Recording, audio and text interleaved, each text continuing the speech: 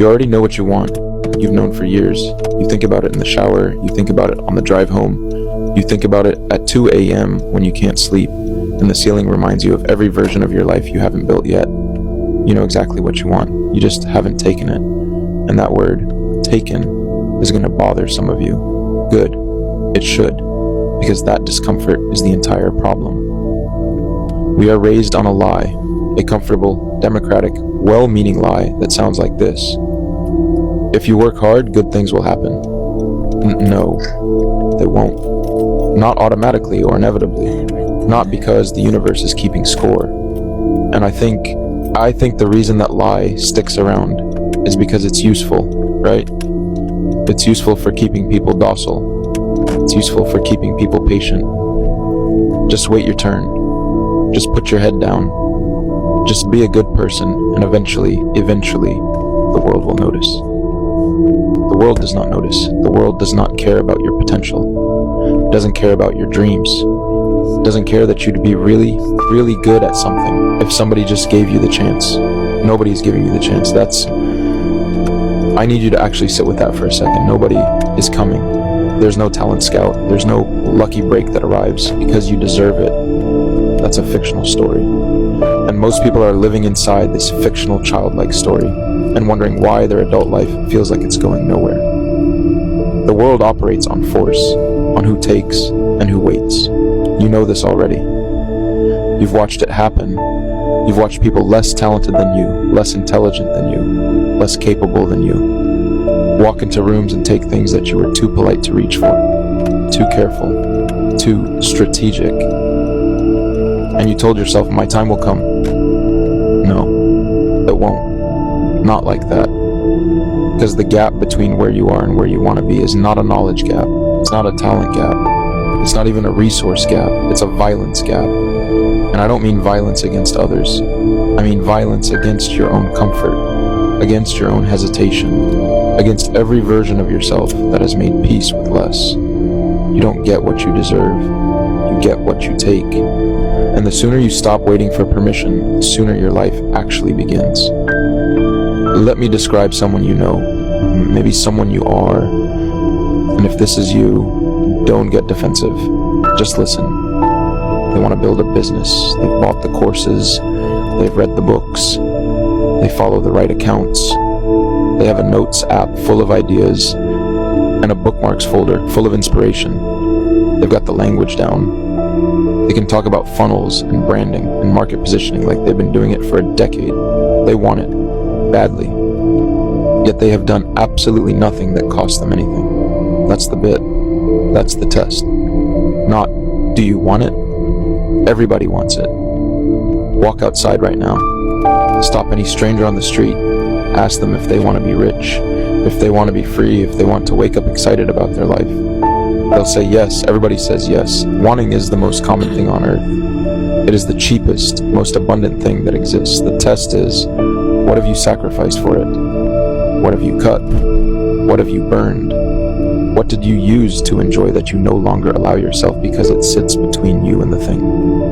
Because if the answer is nothing, if your life looks exactly the same as it did 6 months ago, then you don't want it. You like the idea of it, and those are very, very different things. Wanting is not a strategy. You don't get what you want by wanting it. You get it by becoming the kind of person who refuses to exist without it. And that's a total restructuring, a demolition of what was for what is. You need to be looking at how you spend your hours, who you spend them with, what you tolerate, what you consume, what you let slide, and tearing it apart, all of it, and rebuilding it around one thing.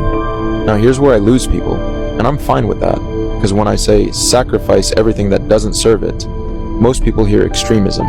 They hear toxicity. They hear some lunatic telling them to abandon their family and sleep on an office floor.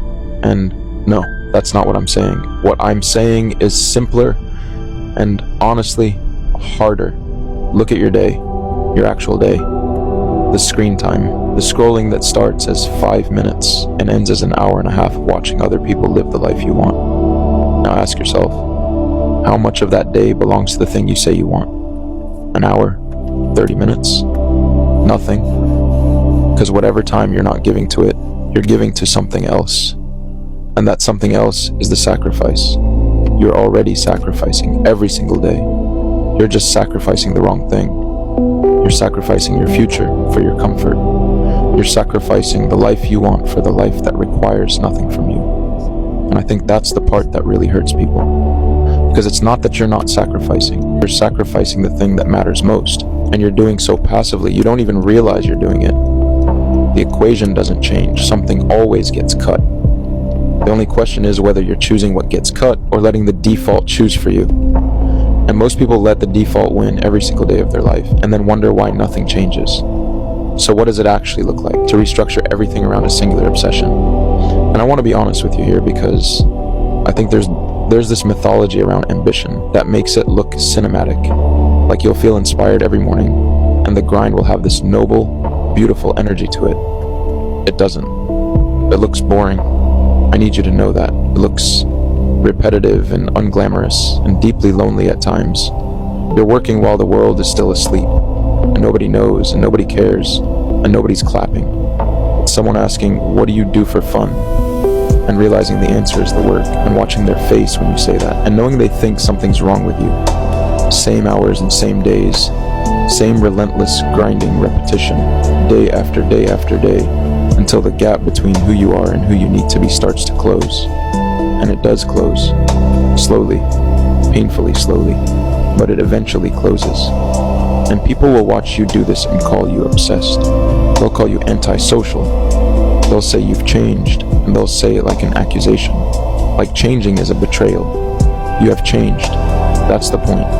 You were supposed to change. The old version of you was compatible with the old life. I think people get stuck here because they want the new results with the old identity. They want the new life, but they want to be the same person inside it. And it doesn't work like that. It has never worked like that. The new life requires a new person. So you cannot drag yesterday's identity into tomorrow's ambition and expect it to fit. It'll tear at the seams, and you'll end up right back where you started, wondering what went wrong. When what went wrong is that you changed everything except yourself. So let me leave you with this. Nothing is out of reach. I didn't say nothing is difficult. I didn't say nothing requires suffering. I said nothing is out of reach, because out of reach implies a ceiling. A wall you cannot climb no matter how hard you try. And that is almost never true. What's true is that the climb is longer, steeper, and more painful than you expected. What's true is that most people stop climbing, not because they've hit a wall, but because they got tired and decided the view from a couple of steps up was good enough. It wasn't good enough. You know that. You've been standing at this point for months, maybe years, telling yourself the altitude is fine, telling yourself this is close enough, and some part of you knows it isn't. Whatever you want, and the business, the body, the freedom, the family, the life that makes you feel something when you wake up, it exists. It's real. It's waiting, but it's not going to come to you. You're going to have to go and take it with force, with focus, with the kind of terrifying singular commitment that most people will never understand. But that's fine, because it was never meant for most people.